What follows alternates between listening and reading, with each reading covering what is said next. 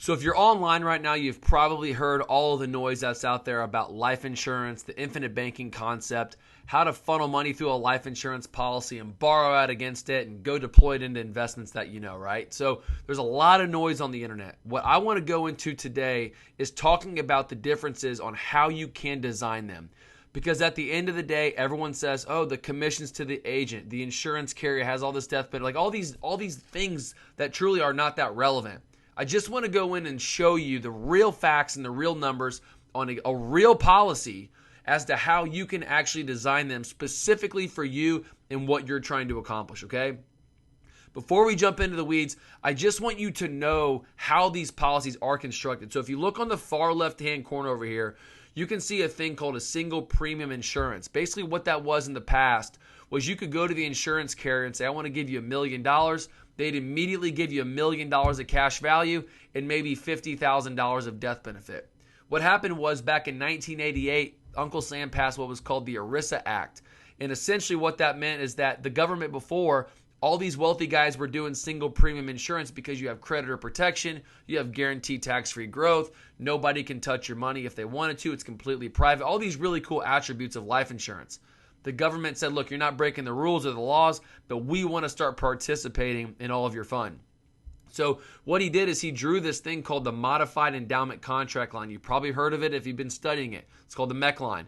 But what this essentially means is that if you've had access or if you have access to too much capital in the very first year, that means that your life insurance policy is being treated more as an investment vehicle. Therefore, we're going to send you a 1099 every year for all the growth in the policy.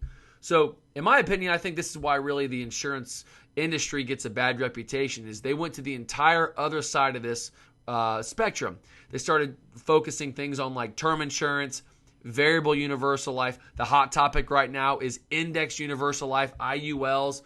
Let me tell you something, I would not sell an IUL to my worst enemy. I can go in that to another video, but if you're thinking about doing an IUL, it's the worst possible move that you can ever do, and I will die on that hill. Do not do an IUL.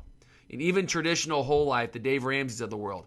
So what this Nelson Nash guy did is he discovered that you can take traditional whole life, which is normally structured for death benefit, you can trim out the cost and all the fat and run them up right next to this MEC line where you can reduce the cost and the expenses down to the IRS minimum and pump the rest of it full of cash. So what I wanted to do is I just wanted to show you a comparison. I just wanted to compare something like the Nelson Nash way versus maybe the Dave Ramsey way and how and why Dave Ramsey hates it so much, and then show you why maybe the Nelson Nash way might be a better suit if you're trying to invest in real estate or pay off debt or pay off college education or really anything in between. So let's see here. So this is basically, if we're looking at this policy, this is a Dave Ramsey policy, okay? What we're looking at here is an individual who's Johnny Appleseed. He's 40 years old. Again, maybe for you, you're younger, you're healthier. You could be older. You could be, less health, whatever. This is a general view. But what we're doing is every single year, if you can see these highlighted columns, cash outlay is describing deposits. Cash value is describing your equity. That's what you have access to. You can borrow against it pretty much whenever you want. For whatever you want. It's a line of credit that you own and control. But you can see here that this $100,000 is broken down into two numbers. You have what is called paid up additions, which essentially is free cash value. It doesn't cost you anything. It's immediately accessible versus base premium. And base premium is the cost. It's the cost of insurance when you're getting into the banking business. And what that does is this cost goes to death benefit. It goes to pay the back office. It pays the home office. It pays the commissions to the agents. This number is where all of the money and the commissions and the cost of insurance comes from. So again, like I said, Nelson Nash discovered that you can actually reduce this number to an IRS minimum. But let's look at just the math for a second. You can see in the very first year where Dave Ramsey and the boys hate this. You deposit $100,000.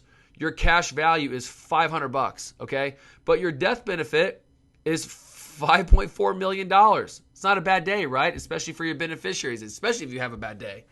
But we're not doing life insurance for life insurance. We're just using it as a vehicle to go in and deploy the cash value into investments that we know and trust. That's the whole point of this thing. And you can see this takes forever to actually break even. You put $700,000 in over 7 years. you're not breaking even until close to year 12 or 13. The positive side of whole life insurance is that you can turn it off, you never have to deposit into it, and you do get permanent death benefit and cash value for the rest of your life. That's one of the big positives versus term insurance where you pay a very small amount of money every single month, and any amount that you deposit or you pay does not build cash value. It's a pure expense. But let's just go to the other side of the coin here, and let's look at maybe an infinite banking policy. Now remember, in year one, you got $560 and $5.4 million of death benefit. Let's see if we can structure this policy a little bit more efficiently for the actual client instead of focusing on the commissions for the agent, okay? So now this is a policy that is designed for cash value. Now you notice already before the policy before was $5.4 million. This is now down to $2.1 million. So we've reduced the cost of insurance by $3.2 million already. Now to go back and describe this, that $100,000 deposit, it's still $100,000 of deposits, but we've changed the ratios in which and where we're deploying these capitals to, the money to. $60,000 of that goes to paid up additions, which again is immediate cash value. You can notice right here, already $61,000 in cash value immediately available. Now, the $40,000 is still base premium. You can't go any lower. There's basically Uncle Sam involved in that, and you're going to have a bunch of people on the internet say, oh, you can put a massive term rider. You can do a 90-10, which is 90% base paid up additions and 10% base premium. It's also the most foolish thing that you can do because it is so short-sighted. It's only focusing on the first year. Every year moving forward, you have the same liquidity. But then what you've just done is you've just burn your ability to ever have insurability in the future because you have to have a massive term expense on your policy. And if you ever want to drop that off, your policy is going to mech.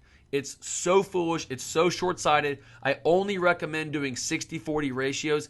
Anything else is not the Nelson Nash way, and I don't agree with it. I think it's the wrong thing to do. This is mathematically the only way to be the most efficient that you can do.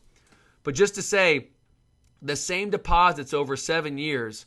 Before you had $500 and something thousand after 7 years. Now you've almost broken even after 7 years. You can see going into year 8, you've already broken even and you've already recaptured what you've in that first year you had in illiquidity or at least in cash drag. But you can see it's the same thing. You have money that's basically going to be guaranteed. You cannot outlive this thing. This thing actually goes all the way down to year 121 actually. So it goes on forever. You cannot outlive these things. But to be totally transparent, this policy is not going to make you rich. The only thing that will make you rich is what you do with this cash value column. Taking policy loans to invest in the businesses, to pay off debts, again, the college education, that's really where you're going to be able to take over the banking function in your life to where you can control that and then you're in charge versus somebody else or some other creditor. At the end of the day, again, infinite banking is just a behavior. The life insurance policy is truly just the way that it's designed. But at the end of the day, I just genuinely want you to realize that there's multiple ways that you can design a life insurance policy. Some good, some bad. It depends upon a lot about what your appetite is. But we focus on, at least what I do in my business, is focus on for clients stripping out the cost down to the IRS minimum and pumping the cash value up to the IRS maximum. There's no other way to do it in my book. This is how I do it for my family. This is how I do it for my 14-month-old kid, the exact same way that I'm showing you here. So if you have interested to learn about infinite banking, you want to couple it with real estate, you want to pay off debts, do anything that really is going to help you become more financially free or even, I said maybe sleep a little bit better at night, click the link below in my bio to schedule a call, and I'll show you how to get started.